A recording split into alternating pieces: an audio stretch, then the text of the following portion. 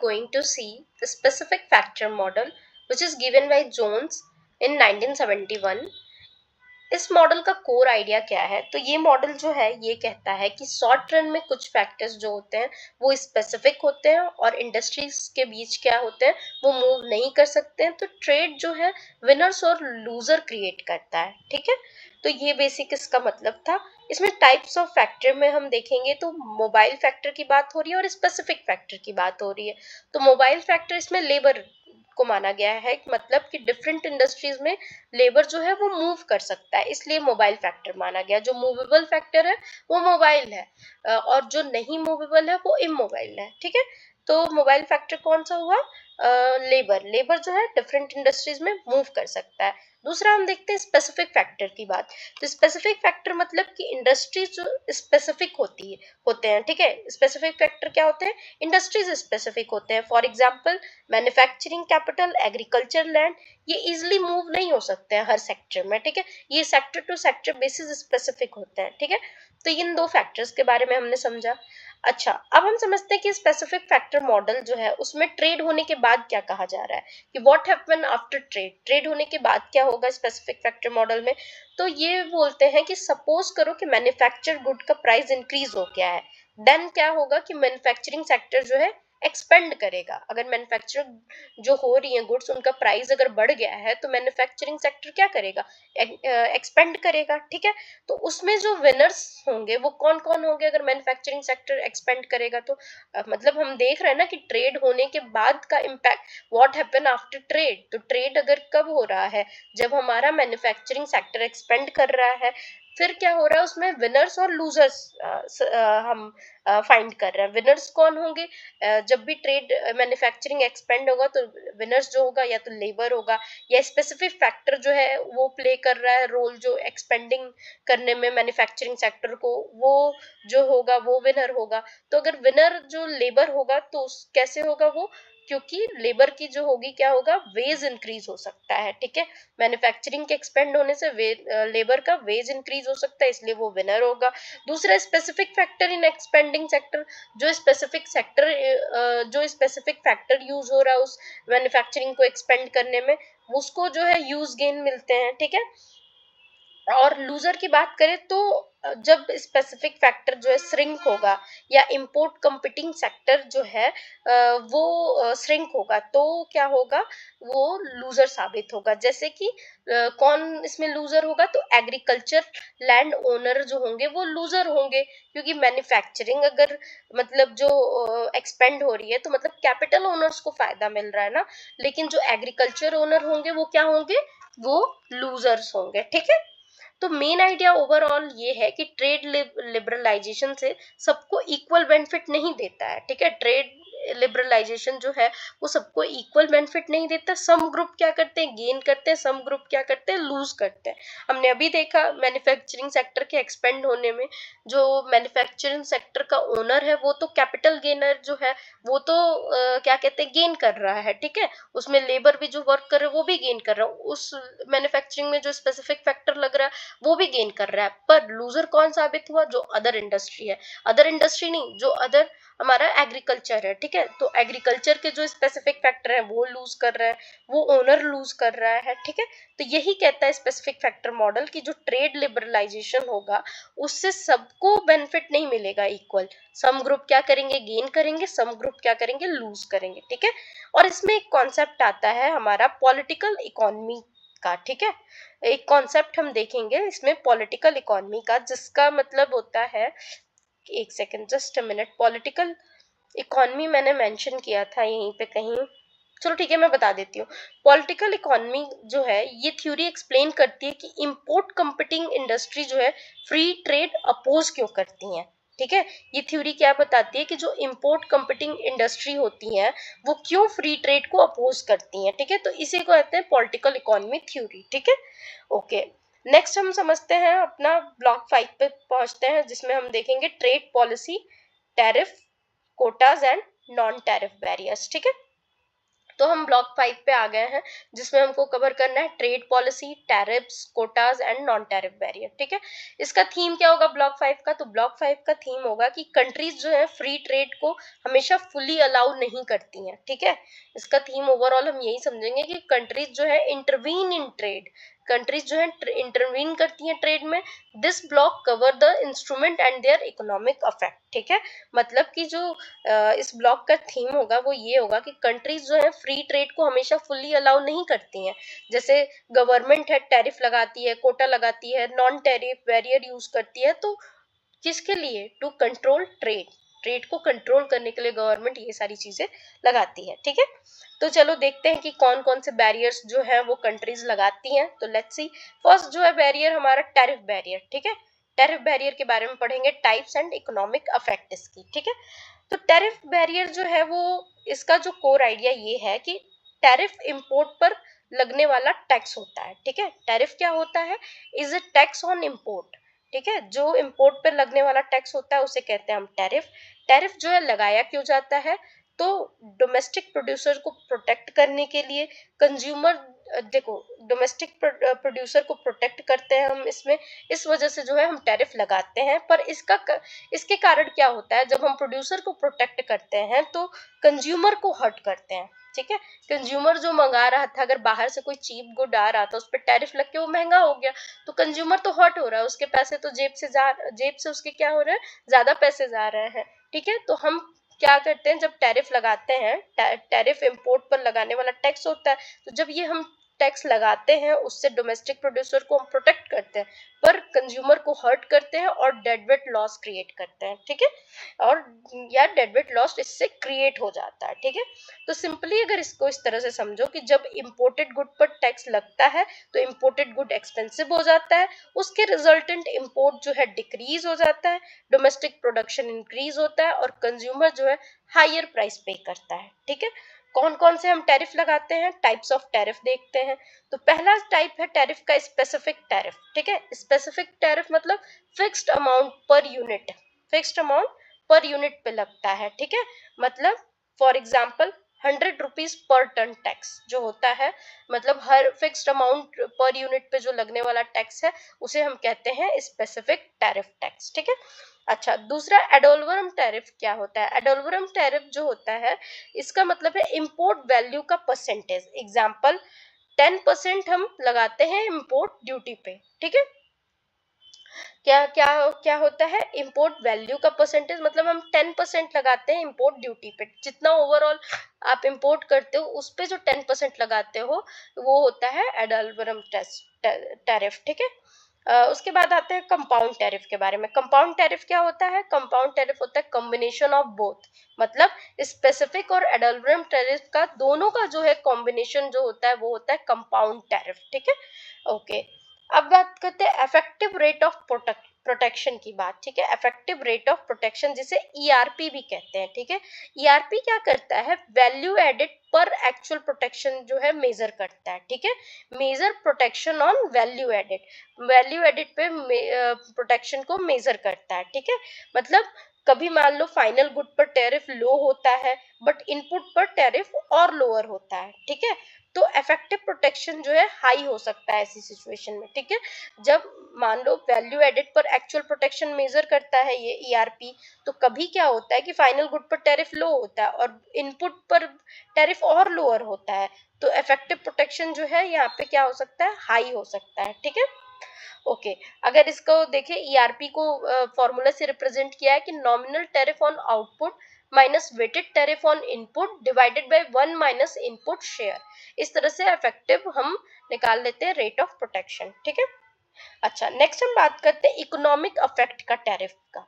Tariff का हम पे इकोनॉमिक अफेक्ट क्या पड़ता है वो हम समझते हैं।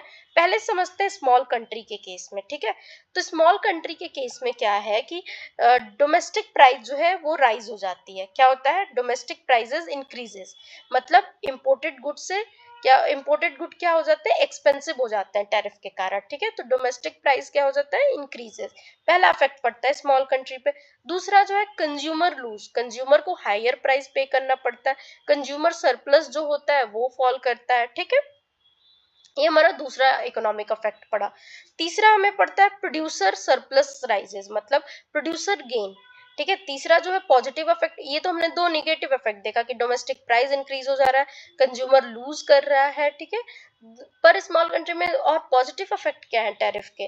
कोई तो रीजन होगा जो गवर्नमेंट टैरिफ लगा रही है, तो प्रोड्यूसर के गेन के लिए लगा रही है कि डोमेस्टिक प्रोड्यूसर जो है बेनिफिट करे और प्रोड्यूसर सरप्लस इंक्रीज हो और गवर्नमेंट रेवेन्यू इंक्रीज हो। चौथा, ठीक है, चौथा क्या है कि गवर्नमेंट रेवेन्यू इंक्रीज हो, गवर्नमेंट टैरिफ रेवेन्यू अर्न करती है। ठीक है, पांचवा जो है एक, ये भी एक निगेटिव कारण है स्मॉल कंट्री के केस में कि डेडवेट लॉस क्रिएट होता है।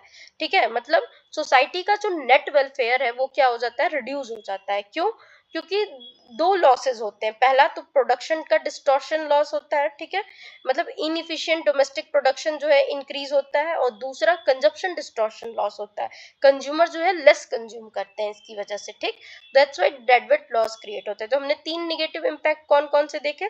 पहला तो domestic price increases, consumer lose and deadweight lost, और पॉजिटिव में क्या होगा, producer gain and government revenue. ठीक है, तो ये रहा हमारा स्मॉल कंट्री के केस में। स्मॉल कंट्री के केस में वर्ल्ड प्राइसेस अफेक्ट नहीं कर सकती हैं। ठीक है, सो फुल टैरिफ बर्डन जो है डोमेस्टिक कंज्यूमर बियर करते हैं और इसके रिजल्टेंट नेट वेलफेयर लॉस होता है। ठीक है, अब हम देखते हैं लार्ज कंट्री के केस में क्या होता है। लार्ज कंट्री के केस में वर्ल्ड प्राइसेस इन्फ्लुएंस कर सकती हैं लार्ज कंट्री। ठीक है, तो जब लार्ज कंट्री के केस में जब वर्ल्ड प्राइसेस इन्फ्लुएंस कर सकती हैं, तो टैरिफ लगाने से क्या होगा कि इंपोर्ट डिमांड जो है वो रिड्यूस होती है, वर्ल्ड प्राइस जो है वो फॉल हो सकता है, और इससे क्या होगा कि टर्म्स ऑफ ट्रेड जो है इम्प्रूव हो सकते हैं। ठीक है, ये होता है लार्ज कंट्री के केस में। ठीक, तो हम समझ गए कि टैरिफ क्या है, tax on import. Main effect इसका क्या आता है कि प्रोटेक्ट करता है प्रोड्यूसर को बट हार्म करता है कंज्यूमर को।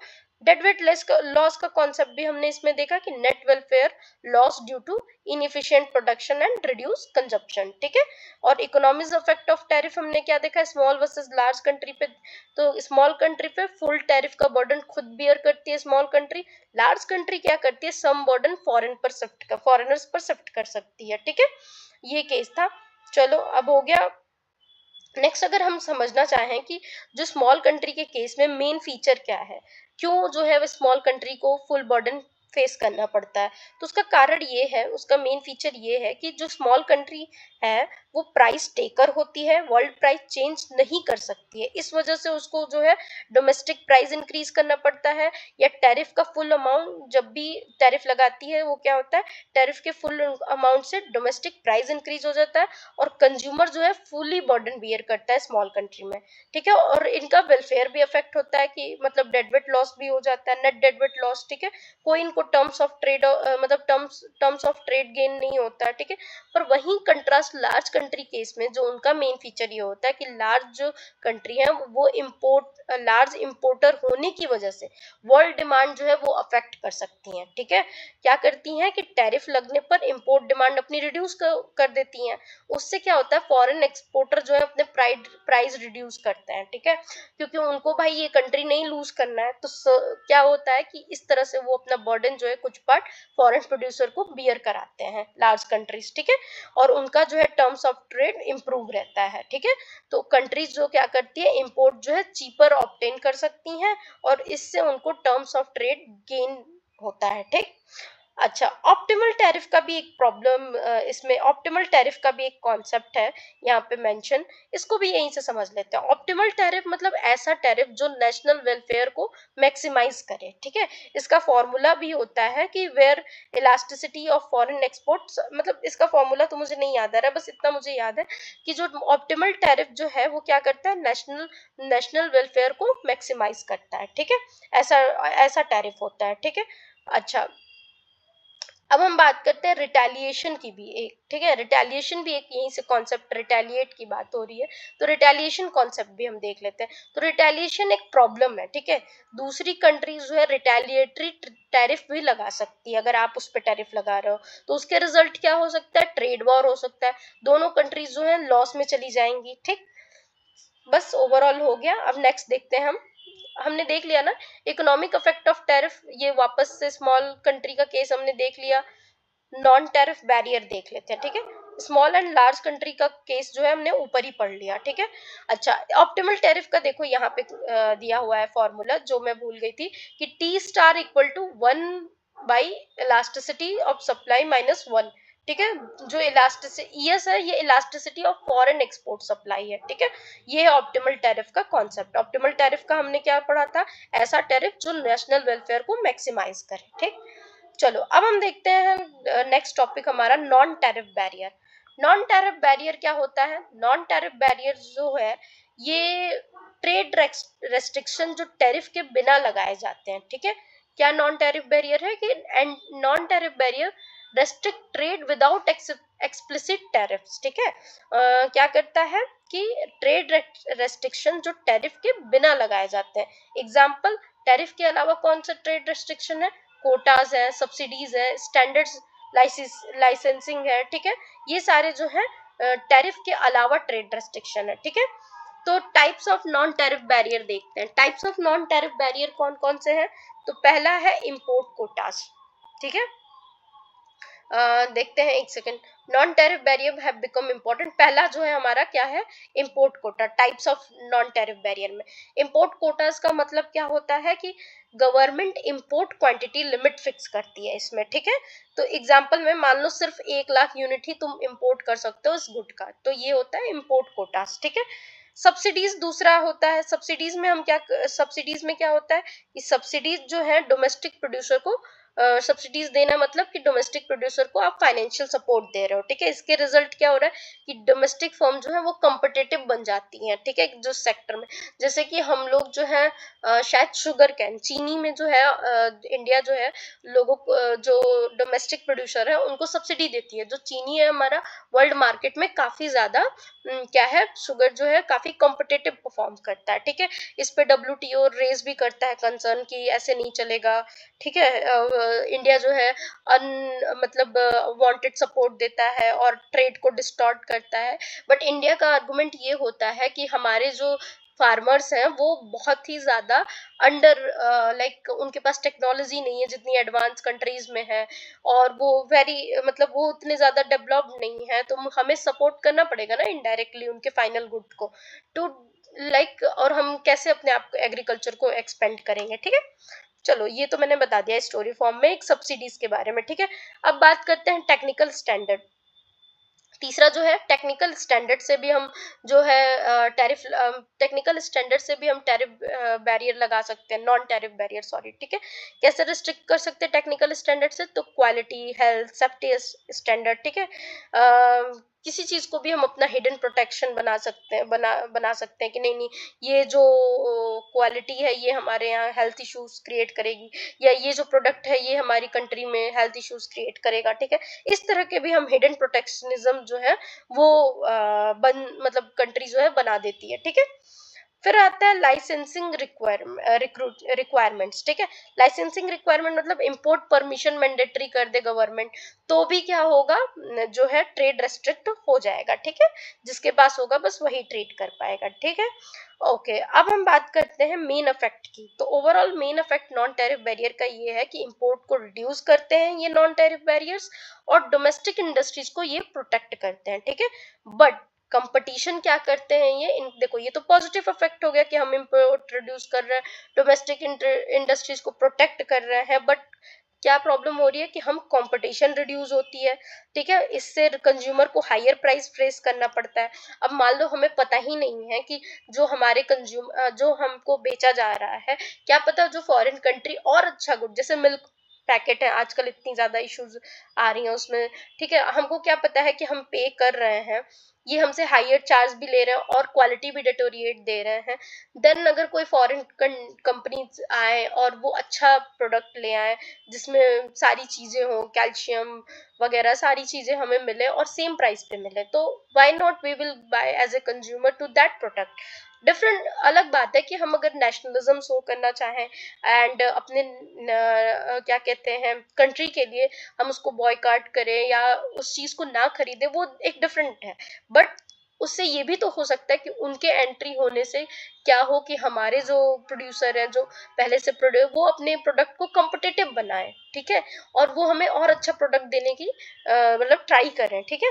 इम्प्रूव करें और या उस लेवल का प्रोडक्ट हमें सेम प्राइस पे देने की कोशिश करें, तो फिर कितना बेटर होगा कि अपनी कंट्री में कंपटीशन भी इंक्रीज होगा, क्वालिटी ऑफ प्रोडक्ट भी मतलब बढ़ेगा, और इससे ओवरऑल गेन किसको होगा, एज ए कंज्यूमर हमें। ठीक है। अच्छा, अब tariff versus non tariff barrier का में अगर हम समझें, तो टैरिफ जो है वो डायरेक्ट इंपोर्ट टैक्स है, नॉन टैरिफ बैरियर क्या है, इनडायरेक्ट रेस्ट्रिक्शन है। ठीक है। टैरिफ जो है ट्रांसपेरेंट है, पर नॉन टैरिफ बैरियर हिडन भी हो सकता है, कुछ भी लगा सकते हैं कि ये हमारे कंट्री में अलाउ नहीं है। ठीक है। टैरिफ जो है रेवेन्यू जनरेट करता है और नॉन टैरिफ बैरियर कभी कभी नहीं करता है। ठीक है। ओके, अब हम नेक्स्ट देखते हैं। अच्छा, नॉन टैरिफ बैरियर का हमने समझ लिया कि क्या कोर आइडिया है, कि नॉन टैरिफ बैरियर जो है ट्रेड को रेस्ट्रिक्ट करते हैं विदाउट डायरेक्ट टैरिफ। ठीक है। और इसका सिंपल मीनिंग ये है कि जब डब्ल्यूटीओ या जीएटीटी के थ्रू टैरिफ कम होने लगे, तो कंट्रीज ने इनडायरेक्ट ट्रेड रेस्ट्रिक्शन यूज करना स्टार्ट कर दिया। ठीक है। इसको नॉन टैरिफ बैरियर कहने लगे वो। ठीक है।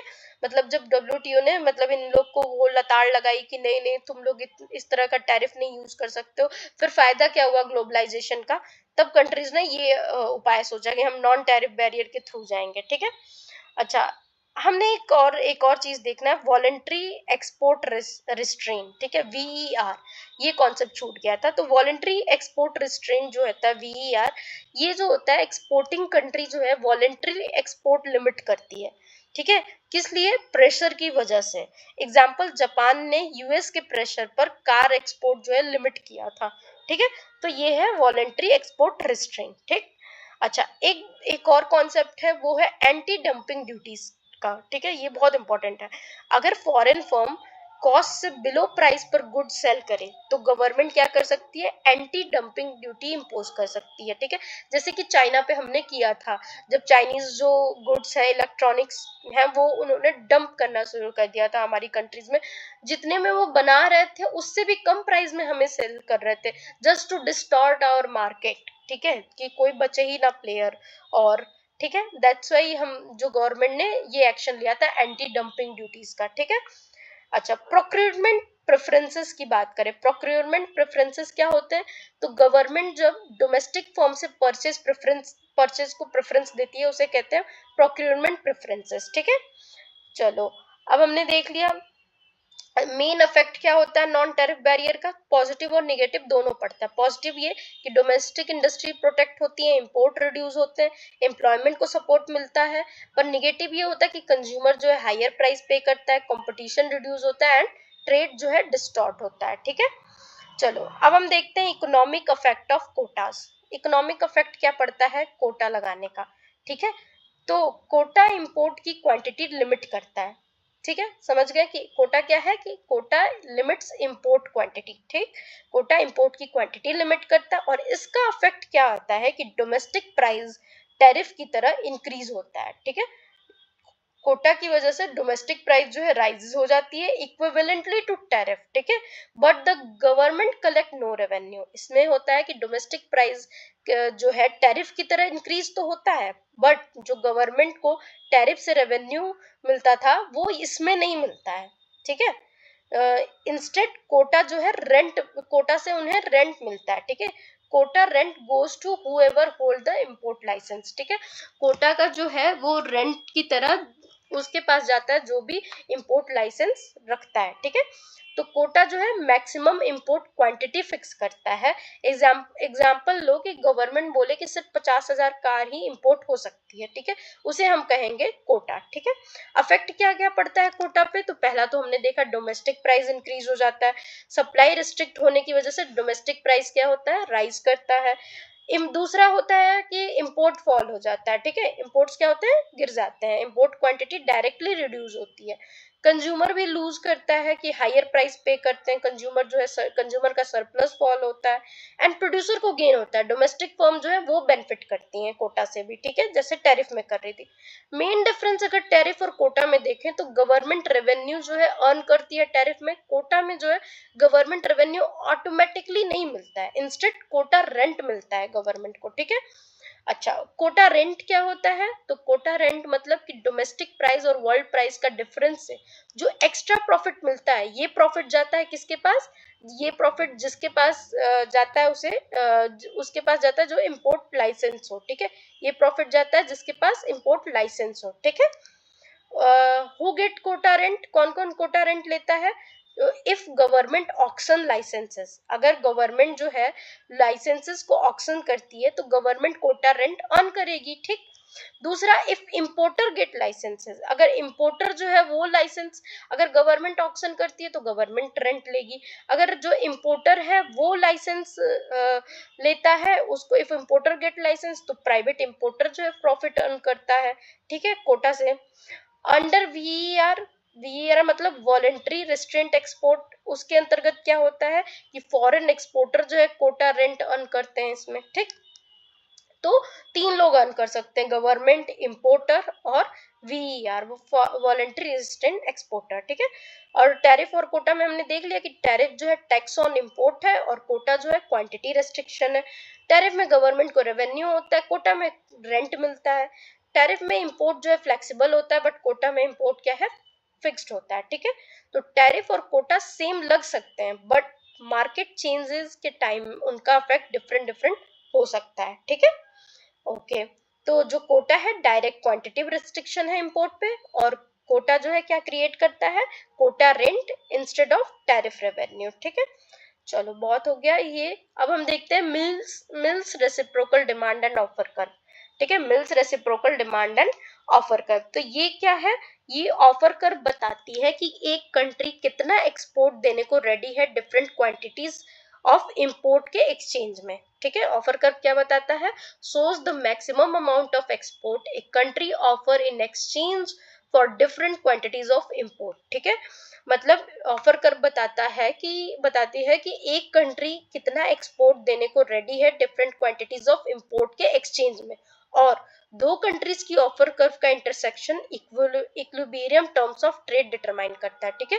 टू कंट्रीज का जो ऑफर कर्व है उनका इंटरसेक्शन डिटरमाइन करता है equilibrium terms of trade. Simply समझो तो ऑफर कर्व जो है रेसिप्रोकल डिमांड का ग्राफिकल फॉर्म है, ठीक है। ये शो करता है कंट्री कितना एक्सपोर्ट करेगी डिफरेंट ट्रेड रेशियोज पे इंपोर्ट पाने के लिए, ठीक है। क्या शो करता है कि कंट्री कितना एक्सपोर्ट करेगी डिफरेंट ट्रेड रेशियो पे इंपोर्ट पाने के लिए। तो ओवरऑल हम समझे कि what is an offer curve, तो ऑफर कर्व बताती है कि अगर टर्म्स ऑफ ट्रेड चेंज हो तो कंट्री कितना एक्सपोर्ट ऑफर करेगी इंपोर्ट के बदले, ठीक है। इंपोर्ट के बदले कितना एक्सपोर्ट करेगी, जब ट्रेड टर्म्स ऑफ ट्रेड जो है चेंज हो तो कंट्रीज जो है कितना अपना एक्सपोर्ट ऑफर करेंगी इंपोर्ट के बदले, ठीक है। एग्जांपल सपोज करो कि इंडिया जो है टेक्सटाइल एक्सपोर्ट करता है, ठीक है, और मशीन इंपोर्ट करता है। अगर टर्म्स ऑफ ट्रेड फेवरेबल हो जाए तो इंडिया जो है ज्यादा एक्सपोर्ट करेगा और ज्यादा इंपोर्ट लेना चाहेगा, ठीक है। टेक्सटाइल एक्सपोर्ट करना चाहेगा और ज्यादा मशीन लेना चाहेगा, ठीक है। तो overall main idea offer curve का ये है कि एक्सपोर्ट और इंपोर्ट का रिलेशनशिप शो करती है ऑफर कर्व, ठीक है। शेप ऑफ ऑफर कर्व का कैसा होता है? तो ऑफर कर्व का शेप जो है इनिशियली जो है अपवर्ड स्लोपिंग होता है एंड देन बैकवर्ड बेंड कर सकती है, ठीक है। शेप ऑफ ऑफर कर्व कैसा होता है कि पहले इनिशियली जो है वो अपवर्ड स्लोपिंग होती है एंड देन वो क्या होता है, बैकवर्ड हो सकती है, ठीक है। अच्छा, मैं ना यहाँ पे बना देती हूँ ऑफर कर्व कैसा शो होगा, ठीक है, तब अच्छे से क्लियर समझ आएगा कि कैसा दिखता है ऑफर कर्व, ठीक है। ये जो है इस तरह से ऑफर कर्व हमारा दिखता है, ये है ऑफर कर्व, ठीक है। ए एंड बी लिख लो, बहुत ही अच्छी ड्राइंग है मेरी। तो ये है ऑफर कर्व, ठीक है। तो ऑफर कर्व क्या है कि पहले अपवर्ड स्लोपिंग होती है देन बैकवर्ड बेंड हो जा रहा है। देखो ये अपवर्ड स्लोपिंग हो रही है पहले, फिर क्या, ज्यादा ही मैंने बेंड कर दिया, पहले अपवर्ड स्लोपिंग हो रही है फिर ये बैकवर्ड बेंड हो जा रहा है, पहले अपवर्ड स्लोपिंग हो रही है फिर इधर से भी बैकवर्ड बेंड हो जा रहा है, ठीक है। क्या मतलब, क्यों अपवर्ड स्लोपिंग हो रही है? क्योंकि better terms of trade country को ज्यादा एक्सपोर्ट करने के लिए इनकरेज करते हैं, ठीक है। तो क्या होता है, ऑफर कर्व हमारी अपवर्ड स्लोपिंग होती है, ठीक है। अच्छा, अब elastic and inelastic region भी समझ लेते हैं, ठीक है। Elastic and inelastic. तो मतलब अब हम समझने जा रहे हैं elasticity of offer curve. Offer curve की इलास्टिसिटी के बारे में हम समझते हैं, ठीक है। ये ध्यान से समझना, बहुत टेक्निकल है ये। तो इलास्टिसिटी जब ऑफर कर्व की हम पढ़ते हैं तो पहला आता है हमारा इलास्टिक रीजन, ई जो है ग्रेटर देन 1 हो, ठीक है। व्हेन इलास्टिक, इलास्टिक कब होगा, जब ई जो है तुम्हारा ग्रेटर देन 1 हो, ठीक है। इस केस में क्या होता है, इलास्टिक रीजन होता है। मतलब यहाँ पे एक्सपोर्ट प्राइस जो है इंक्रीज होने पे एक्सपोर्ट रेवेन्यू भी इंक्रीज होता है, तभी तुम्हारा ई जो है ग्रेटर देन 1 होता है, ठीक है। तो जब इलास्टिक जो है, इलास्टिसिटी जो है ग्रेटर देन 1 हो, तब क्या होता है कि एक्सपोर्ट प्राइस इंक्रीज होने पे एक्सपोर्ट रेवेन्यू भी इंक्रीज होता है, ठीक है। फिर आता है inelastic region. Inelastic region मतलब जहां पे कोई खिंचाव ना हो। इलास्टिक रीजन मतलब खिंचाव है, ठीक है, तुरंत ही जो है वो रीजन चेंज हो रहा है। और इन इलास्टिक मतलब तुरंत वो रीजन चेंज नहीं हो रहा है, कठोर है वो रीजन। तो व्हेन इलास्टिसिटी जो है लेस देन 1 है, तो क्या होता है कि लेस देन 1 जब होता है ऑफर कर्व का, तो इन इलास्टिक रीजन होता है। और यहाँ पे एक्सपोर्ट प्राइस इंक्रीज होने पर एक्सपोर्ट रेवेन्यू क्या होता है, डिक्रीज हो सकता है, ठीक है। एक्सपोर्ट प्राइस इंक्रीज होने पर एक्सपोर्ट रेवेन्यू जो है डिक्रीज हो सकता है, ठीक है। अब बात करते हैं इक्विलिब्रियम की सिचुएशन, ठीक है। इक्विलिब्रियम टर्म्स ऑफ ट्रेड के बारे में बात करते हैं, ठीक है। तो इक्विलिब्रियम की सिचुएशन कौन सी होगी, जब दोनों कंट्रीज की ऑफर कर्व क्या हो रहे हैं, इंटरसेक्ट होती है। ये जो सिचुएशन है, यहाँ से जो ए कंट्री का जा रहा है, बी कंट्री का ऑफर कर्व जा रहा है, ठीक है। यहाँ पे जो इंटरसेक्शन होगा इसे कहते हैं हम इक्विलिब्रियम टर्म्स ऑफ ट्रेड, ठीक है। Intersection point equilibrium terms of trade determine करता है, ठीक। ओके, ओवरऑल मेन लॉजिक समझे तो जहां एक कंट्री का एक्सपोर्ट ऑफर करना चाहती है और दूसरी कंट्री का इंपोर्ट डिमांड करना चाहती है, वही जो है हमारा इक्विलिब्रियम होता है, ठीक है। अब दूसरा चीज ये भी समझना जरूरी है कि शिफ्ट कब होता है हमारा ऑफर कर्व। ऑफर कर्व में शिफ्टिंग कब आती है, तो अगर कंट्री ए जो है इंपोर्ट ज्यादा डिजायर करे, तो ऑफर कर्व क्या हो जाएगा, आउटवर्ड शिफ्ट हो जाएगा। कब आउटवर्ड शिफ्ट हो जाएगा, जब कंट्री ए जो है मोर इंपोर्ट के डिजायर करे, ठीक है, तब जो है उसकी वजह से आउटवर्ड शिफ्ट हो जाएगा ऑफर कर्व। और इसके रिजल्टेंट क्या होता है कि टर्म्स ऑफ ट्रेड जो है ए के अगेंस्ट मूव कर सकते हैं, ठीक है। मीनिंग ए को सेम इंपोर्ट के लिए ज्यादा एक्सपोर्ट देना पड़ेगा। उस केस में उसका जो, अगर इस केस में जब उसको ज्यादा इंपोर्ट की रिक्वायरमेंट, मान लो इंडिया को ऑयल की ज्यादा रिक्वायरमेंट है, हम जितना यूएई को बेच रहे हैं, तो उस केस में हमारा क्या होगा, ऑफर कर्व आउटवर्ड शिफ्ट हो जाएगा, ठीक है। और जो है हमें ज्यादा एक्सपोर्ट देना पड़ेगा उस इंपोर्ट के लिए, ठीक। अच्छा, नेक्स्ट अगर हम बात करें कि relation with JS mill theory, offer curve का रिलेशन क्या है जेएस मिल की थ्योरी से। तो ऑफर कर्व जो है मिल का रेसिप्रोकल डिमांड जो थ्योरी है, उसका ग्राफिकल वर्जन है। रेसिप्रोकल डिमांड थ्योरी जो जेएस मिल की थी ना, उसका ही जो ग्राफिकल वर्जन है वो ऑफर कर्व है, ठीक है। चलो नेक्स्ट अब हम देखते हैं इंटरनेशनल इकोनॉमिक्स का ब्लॉक 6, ठीक है। ब्लॉक 6 देखने से पहले अगर हम 4 to 5 का एक कंप्लीट क्रक्स अगर रिवाइज करें, तो देख लेते हैं क्या कहता है। Just a minute. Dynamic theories, dynamic and new trade theories, ठीक है। प्रोडक्ट साइकिल थ्योरी, इवेंट पर ग्रेट स्टेपल थ्योरी, ये तो ब्लॉक 3 हो गया। ब्लॉक 3 तक तो हमने एक सारी थ्योरीज का क्रक्स देख लिया, तो हम ब्लॉक 4 पे थे, dynamic and new trade theories, ठीक है। इसका मेन थीम क्या था कि सिमिलर कंट्रीज भी ट्रेड क्यों करती हैं, ये इसका जवाब जो है न्यू थ्योरीज जो है एक्सप्लेन करती हैं, क्योंकि technology, innovation, economies of scale, imperfect competition and product differentiation की वजह से, ठीक है। अच्छा, प्रोडक्ट साइकिल थ्योरी वेरॉन की जो थी, ये क्या बताती थी कि प्रोडक्ट जो है लाइफ साइकिल के डिफरेंट स्टेजेस में प्रोडक्शन और ट्रेड पैटर्न जो है चेंज होता है, ठीक है। प्रोडक्ट के लाइफ साइकिल में डिफरेंट स्टेजेस में प्रोडक्शन और ट्रेड पैटर्न जो है चेंज होता है, ये प्रोडक्ट साइकिल थ्योरी जो है वेरॉन की बताती थी। इसमें स्टेजेस था, न्यू प्रोडक्ट मतलब डेवलप कंट्री एक्सपोर्ट करती है, मेच्योर प्रोडक्ट मतलब प्रोडक्शन जो है स्प्रेड हो रहा है, स्टैंडर्डाइज प्रोडक्ट मतलब प्रोडक्शन जो है शिफ्ट हो रहा है टू लो कॉस्ट कंट्रीज, ठीक है। तो इसमें जो कीवर्ड था शिफ्टिंग कंपैरेटिव एडवांटेज, इस थ्योरी का था। फिर दूसरा हम देखते थे टेक्नोलॉजी गैप जो पॉजनर द्वारा 1966 में दी है, इसका क्रक्स ये था कि ट्रेड जो है टेक्नोलॉजी डिफरेंस की वजह से होता है। इनोवेटिंग कंट्री जो है वो temporary monopoly export advantage enjoy करती है। क्या करती है इनोवेटिंग कंट्री? वो टेम्पररी मोनोपोली एंजॉय करती है। ठीक है, इसमें इंपॉर्टेंट कॉन्सेप्ट था इमिटेशन लैग। ठीक है, और ये टेक्नोलॉजी बेस्ड ट्रेड को हाईलाइट करता था। फिर हम देखे थे, क्या देखा था हमने? Gravity model of trade. इसमें था कि ट्रेड जो है जीडीपी साइज के डायरेक्टली प्रोपोर्शनल होता है और डिस्टेंस के इनवर्सली प्रोपोर्शनल होता है। ठीक है, और ये जो ट्रेड होता है लार्ज या नियर बाई इकोनॉमीज में ट्रेड होता है। ठीक है, तो बेसिक इसमें कीवर्ड था इकोनॉमी साइज एंड डिस्टेंस, और इसका फॉर्मूला इंपॉर्टेंट था कि A into GDP of one country to GDP of second country upon में डिस्टेंस ऑफ बोथ, ठीक है, कंट्रीज। ठीक है, अब नेक्स्ट देखते हैं इंट्रा इंडस्ट्री ट्रेड। इसमें हमने क्या पढ़ा था कि कंट्रीज जो है सेम इंडस्ट्री के सिमिलर गुड को एक्सपोर्ट इंपोर्ट करती हैं। ठीक है, रीजन क्या था? Economies of scale, product differentiation, consumer variety की वजह से जो कंट्री है सेम इंडस्ट्री के सिमिलर गुड को एक्सपोर्ट इंपोर्ट करती हैं। ठीक है, इसमें हमने देखा था जर्मनी का एक्सपोर्ट बीएमडब्ल्यू का, एंड इंपोर्ट जो है रेनॉल्ट कहाँ का? फ्रांस का। ठीक है, इसमें सिमिलर गुड की बात हुई है, याद रखना कीवर्ड जो इंटर इंडस्ट्री ट्रेड में क्या है? Similar good trade. New trade theory जो क्रुगमैन ने दी थी 1979 में, इसमें हमने देखा था कि ट्रेड सिर्फ कंपैरेटिव एडवांटेज की वजह से नहीं होता है, economies of scale and imperfect competition के वजह से भी होता है। और इसमें इंपॉर्टेंट कॉन्सेप्ट था फर्स्ट मूवर का एडवांटेज। ठीक है, ओके।